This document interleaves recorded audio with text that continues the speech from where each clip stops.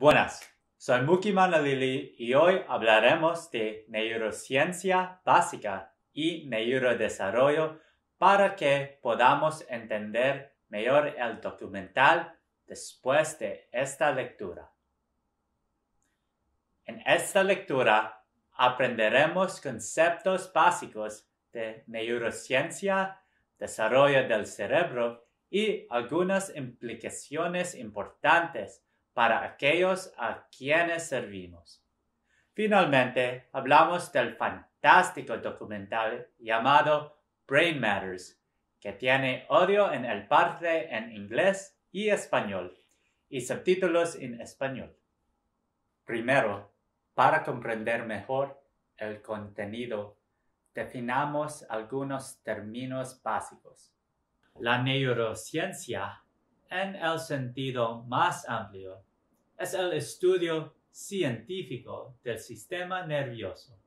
Esto incluye múltiples disciplinas como fisiología, anatomía, psicología, educación y otros campos. En términos de investigación, los neurocientíficos pueden usar técnicas que van desde estudios celulares de neuronas individuales, imaginando procesos cognitivos con escáneres cerebrales, o incluso estudios conductuales longitudinales que siguen el curso de vida de una persona. Para esta lectura, nos centraremos en la neurociencia con respecto al desarrollo del cerebro, en particular los del desarrollo de la primera infancia. El punto importante a entender aquí es que los cerebros se construyen con el tiempo y están llenos de conexiones dentro de nosotros mismos y con los demás. Las experiencias de vida impactan a aquellos a quienes servimos, particularmente los cerebros muy maleables de los más jóvenes.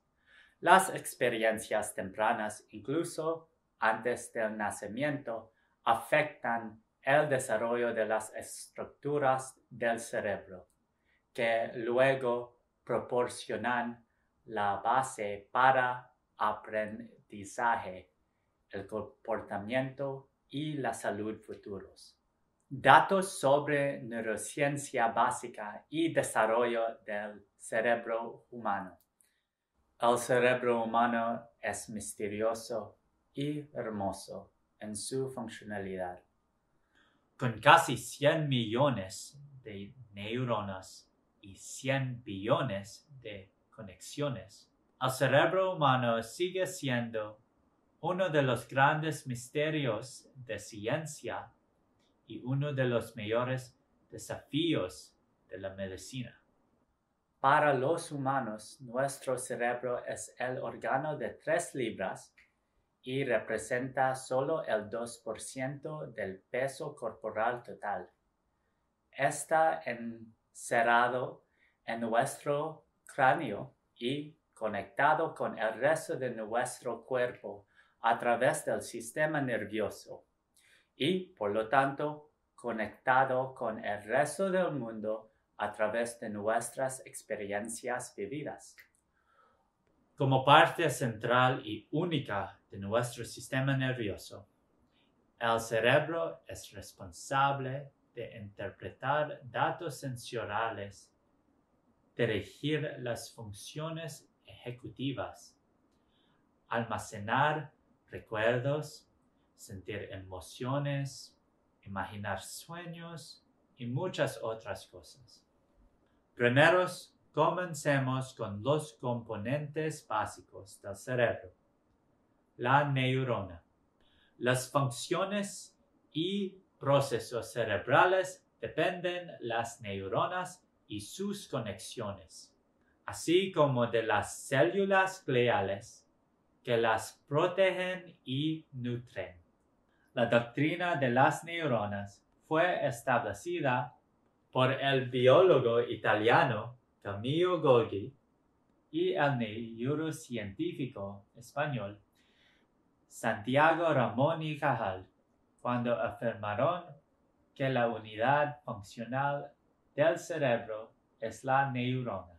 Las neuronas tienen un cuerpo celular, dendritas y axones, que se ven y funcionan como pequeños árboles, con el cuerpo, las ramas y las raíces. Los axones, como las raíces, envían señales a otras neuronas a través de dendritas, como ramas, a través de señales eléctricas que liberan neurotransmisores. Además, los axones están cubiertos por una sustancia grasa llamada vaina de mielina, que ayuda a acelerar las corrientes eléctricas o ayuda a las neuronas a hablar más rápido entre sí. El complejo cableado de las neuronas afectadas por las experiencias es lo que permite a los niños desarrollar comportamientos cada vez más complejos al escuchar, hablar, bailar e imaginar en el mundo. Segundo, hablamos de cómo crecen, se conectan y se separan estas neuronas. El cerebro del niño pequeño alcanza los niveles máximos de crecimiento cerebral a los 2 años, a través de procesos llamados neurogénesis y crecimiento sináptico. La neurogénesis es la creación de nuevas neuronas y el cerebro alcanza los niveles máximos de creación de nuevas neuronas cuando el niño tiene 1 año.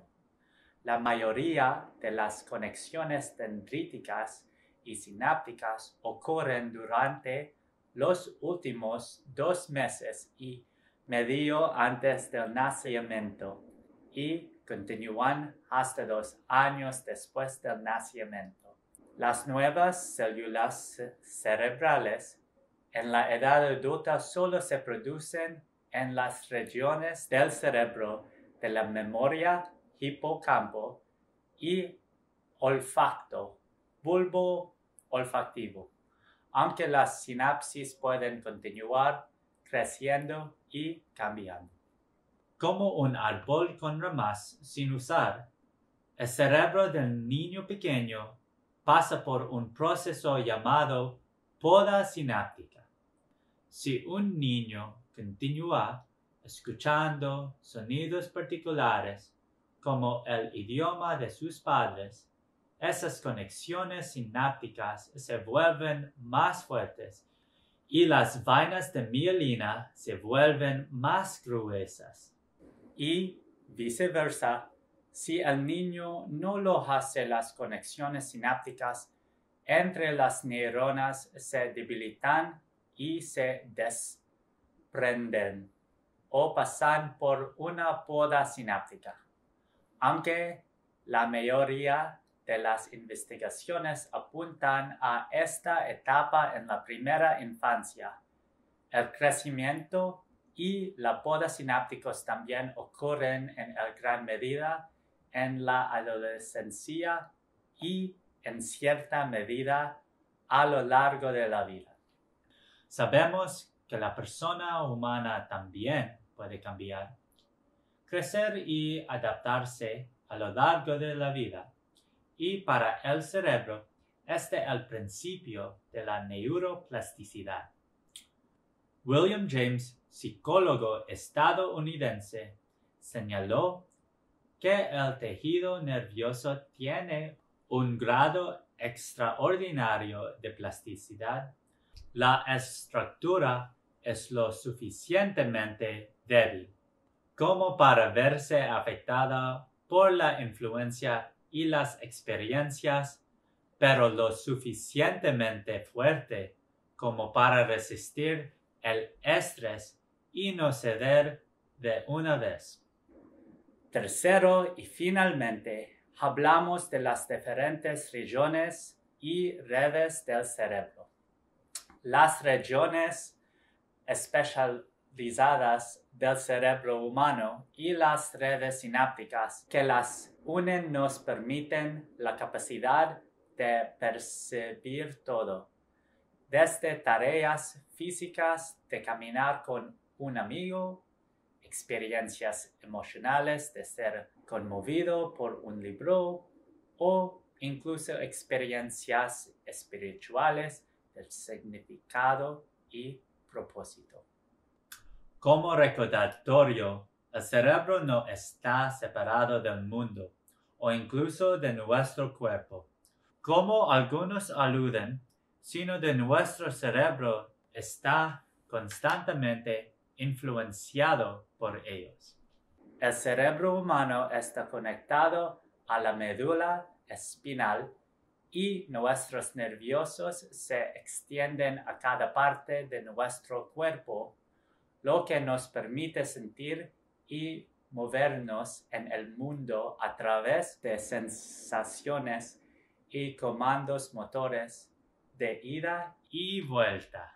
Esta médula espinal se conecta primero al tronco encefálico, que se ocupa de funciones corporales como la respiración, la frecuencia cardíaca, la temperatura y el ciclo de sueño-vigilia.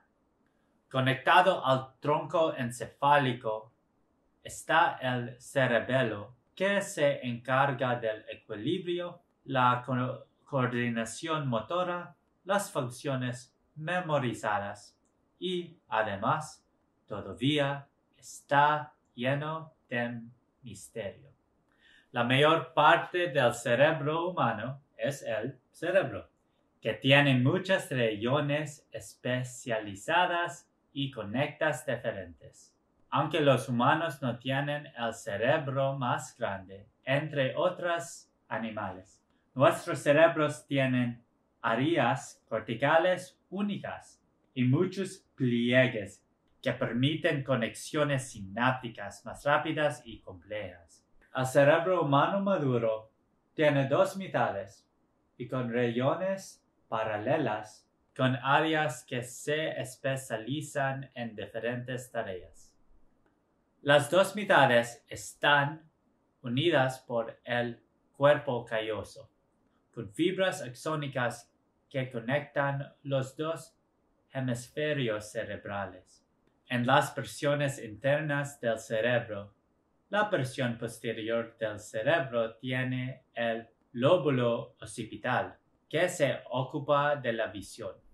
La parte superior media contiene el lóbulo parietal, que se ocupa de la información sobre la temperatura, el gusto, el tacto y otras sensaciones corporales. Las porciones medial últimas contienen los lóbulos temporales bilaterales, que tienen áreas asociadas con la emoción, las amígdalas y la memoria, el hipocampo. Y en la parte frontal del cerebro está el lóbulo frontal, asociado con el funcionamiento ejecutivo, la toma de decisiones y otras funciones importantes. Además, también se puede pensar el cerebro en sistemas. Por ejemplo, el sistema límbico es la red asociada con las emociones y motivaciones que involucran el hipocampo para memoria, el hipotálamo para liberación de hormonas, el tálamo para señales motoras y la amígdala para emociones y quizás también otras regiones. Otro ejemplo es el sistema de HPA, que se ocupa de las respuestas al estrés. Ya sea que eso signifique que vemos un león en la sabana o que simplemente pensamos en pagar nuestras facturas y que las regiones involucradas en eso son el hipotálamo, nuevamente, para liberación de hormonas, la glándula pituitaria y corteza suprarrenal. Hay muchas otras redes y sistemas para los que está conectado nuestro cerebro, como para tomar decisiones, practicar deportes, sentir empatía por las emociones de los amigos, imaginar un futuro, aprender nuevos pasatiempos y otras cosas. Como se puede ver aquí, a diferencia de la investigación anterior, que ve las mitades o regiones como claramente separadas, las investigaciones más recientes apuntan a formas de pensar más sistémicas. Entonces, 3 conclusiones para concluir esta lectura sobre los conceptos básicos de la neurociencia y el neurodesarrollo. Primero, nuestro cerebro está hecho de neuronas y esas neuronas, como los propios seres humanos, funcionan a través de conexiones y comunicación. Una mayor comunicación fortalece las conexiones, especialmente en los primeros años de vida. Segundo, el crecimiento y la poda sinápticos nos ayudan a comprender por qué los comportamientos tempranos son tan importantes. Pero hay esperanza de que las personas cambien a lo largo de la vida porque nuestros cerebros mantienen cierto grado de neuroplasticidad. Tercero, las regiones del cerebro tienen roles únicos, pero están interconectadas entre sí. Debido a los sistemas entre las diferentes regiones, las emociones afectan la memoria, las amistades afectan la toma de decisiones, la imaginación afecta la motivación y muchas otras cosas. Ojalá esto te ayudará mientras miras el documental Brain Matters. Brain Matters es un documental innovador sobre la naturaleza crítica de los primeros años de vida. Con la directora española Carlota Nelson y otros socios e investigadores, la película traza aspectos importantes del neurodesarrollo del niño en crecimiento. El grupo señala lo siguiente sobre la película.